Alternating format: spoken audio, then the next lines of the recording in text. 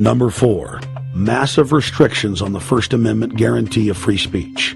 The President, Congress, and the FCC have announced plans to not only curtail speech on talk radio and newspapers, but to also regulate speech on the internet through the Orwellian-named Fairness Doctrine.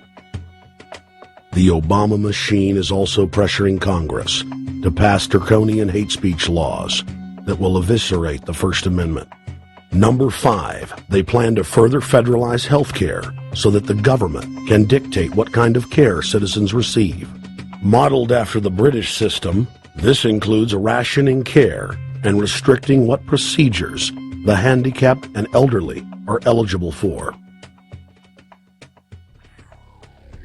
Number 6, Obama is already pushing to expand the Department of Defense budget and to station more U.S. troops overseas to encircle Russia, China, Iran, as well as setting up bases in Africa under the pretext of humanitarian aid, and dominate and occupy Africa through AFRICOM. So we're taking your phone call, seeing what you think of Barack H. Obama. Is he a Judas goat? Is he a front man? Is he a betrayer? Let's go to Anthony in Georgia. Anthony, what's your take on Barack Obama? They put the face of Barack Obama as part of their public relations because it's like in the old folk tales about vampires. A vampire cannot force his way into somebody's house. It's against some kind of metaphysical law. So the vampire has to persuade the resident of the household to open the door and invite him in. So they're going to look at the peephole at Barack Obama, which looks like them and appears to be on their side. They're going to say, okay, here's my ally. Let me open the door and let me let this person in. And then Barack Obama is just, of course, a front man for the American empire, where he's going to have the entire U.S. Navy, the entire U.S. Army, and the entire U.S. Marines under AFRICOM command. And, of course, he's going to turn it into a new Iraq, and he's going to turn it into a new Afghanistan. Every operation that you see going on in Iraq and Afghanistan is going to propagate to the poor countries of Africa. And well, sir, I agree with you. Sir, I agree with you. They're looking to the people. They see a handsome, smiling African face. You know, he's all, hey, I'm from Kenya. And then it's a total bait and switch. But it's the same thing here in the United States where they would get sellout Native American chiefs to sell out their people. This is the oldest trick in the book. And he can also pacify the most downtrodden minority groups in the United States. And he's saying, hey, get ready for sacrifice. Get ready to lose your standard of living. They're like, yay, I love Obama. They could never get away with this with a John McCain. Obama basically does a couple of things. One is, again, this idea, kick the Chinese out of Africa. Kick them out of Sudan where they get oil. Kick them out of Zimbabwe where they get raw materials. Start a civil war in Congo, another big source of raw materials.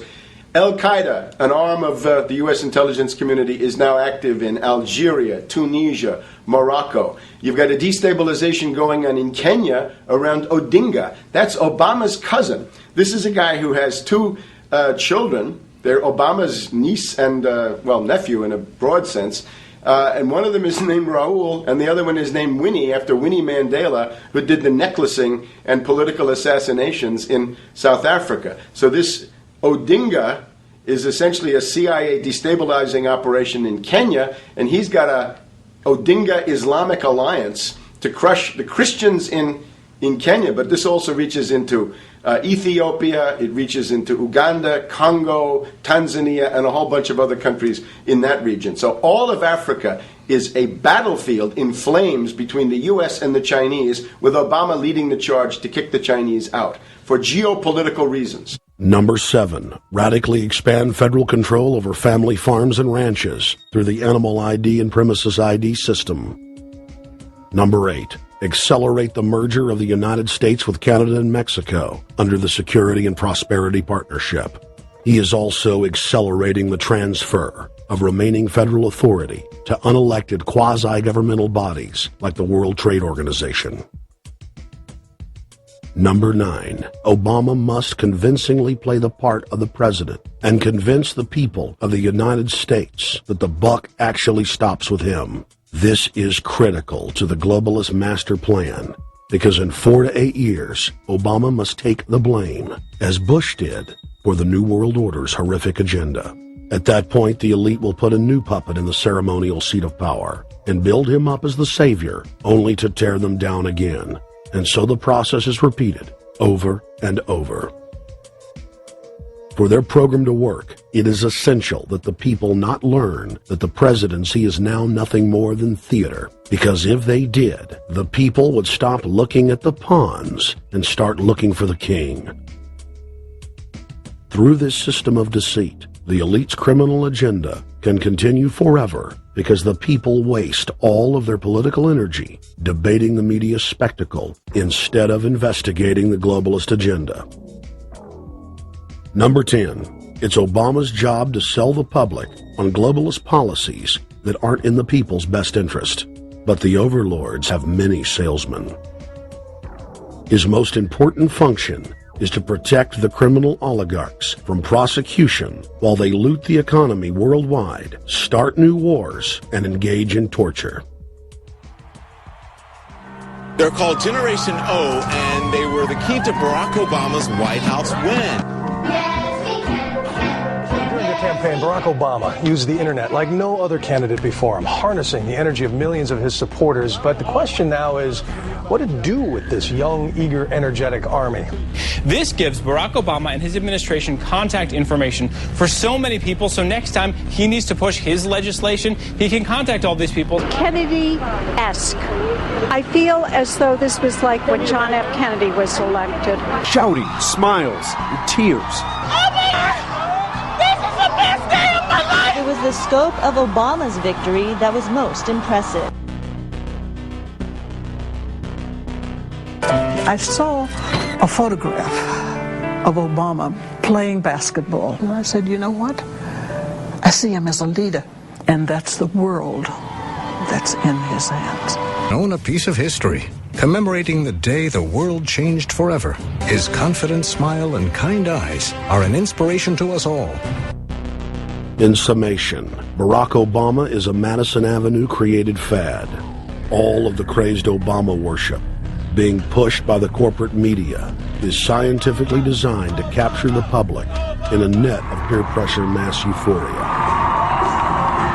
If the New World Order can just distract the public for a few more years, the elite can finish constructing their police state control grid. Now, a lot of times, we don't want to know the issue. Right. We don't want to know the issue. We feel, what do you call this thing where you get this false sense of gratification, but because a black man is in office, everything's going to be all right. No, everything's not going to be all right. Yeah. Until you look into the agenda on what the Democratic Party has been about, is about, and will be about, regardless if Barack Obama is the president or not. And that's real. Barack Obama is the perfect Trojan horse. He makes the people feel like they finally have a place at the table, even as he betrays them. I won't have to worry about paying my mortgage. Oh, it's such a blessing to see you, Mr. President. Thank you for taking time out of your day. Never in my life would think that this would ever happen. Sadly, many Obama supporters can't see what's right in front of their faces because they've already invested their very identity in this artificially created cult movement. Throughout history, it has happened over and over again. People turn their intellect over to cult of personality mass movements, and it's happening again. The evidence presented in this film is documented fact, and those that ignore what history has taught us do so at the peril of us all. As frightening as the information in this film is, there are many things we can do to stop the globalist agenda dead in its tracks. First, we expose the cult of Obama for what it is, a sad hoax. Next, realize that we are all being propagandized